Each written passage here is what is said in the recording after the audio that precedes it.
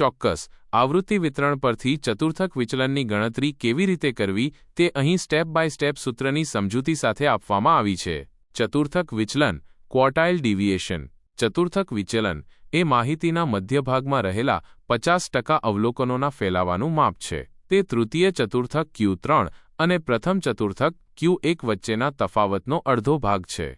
સૂત્ર: ચતુર્થક વિચલન QD બરાબર Q3 - Q1/2, જ્યાં Q1 બરાબર પ્રથમ ચતુર્થક, Q3 બરાબર તૃતીય ચતુર્થક. પ્રથમ ચતુર્થક Q1 શોધવાનું સૂત્ર: Q1 = L + n/4-CF/F**i, જ્યાં L બરાબર પ્રથમ ચતુર્થક વર્ગની નિમ્ન સીમા, n બરાબર કુલ આવૃત્તિ, CF બરાબર પ્રથમ ચતુર્થક વર્ગની આગળના વર્ગની સંચયી આવૃત્તિ, F બરાબર પ્રથમ ચતુર્થક વર્ગની આવૃત્તિ, I બરાબર વર્ગલંબાઈ.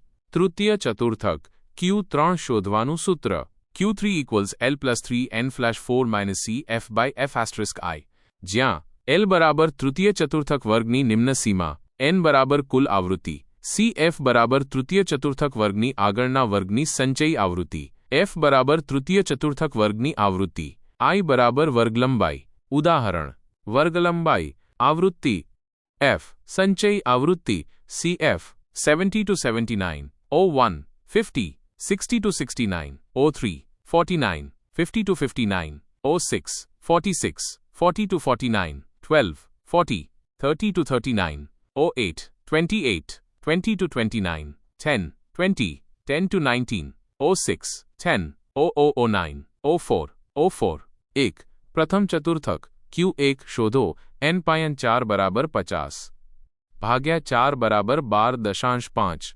12.5 મીટર સંખ્યા 30 થી 39 વર્ગમાં છે. CF બરાબર 28. Q1 બરાબર 34.5 વત્તા 12.5 થી 20 ભાગ્યા 8 ગુણ્યા 5 બરાબર 37.9375. 2. તૃતીય ચતુર્થક Q3 શોધો.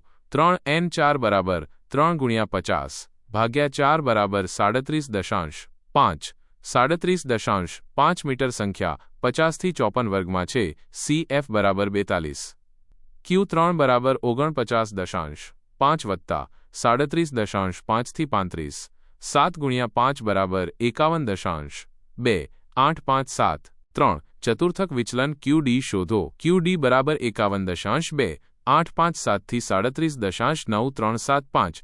2 બરાબર 6.674. નોંધ: મધ્યસ્થની જેમ જ ચતુર્થકોની ગણતરી સમયે Lની કિંમત નક્કી કરતી વખતે અસતત વર્ગલંબાઈને સતત બનાવવામાં આવે છે. ચતુર્થક વિચલન એ માહિતીના મધ્યભાગમાં રહેલા 50% અવલોકનોના ફેલાવાનું માપ છે. તે માહિતીના ફેલાવાનું સાપેક્ષ માપ નથી. આ રીતે તમે આવૃત્તિ વિતરણ પરથી ચતુર્થક વિચલનની ગણતરી કરી શકો છો.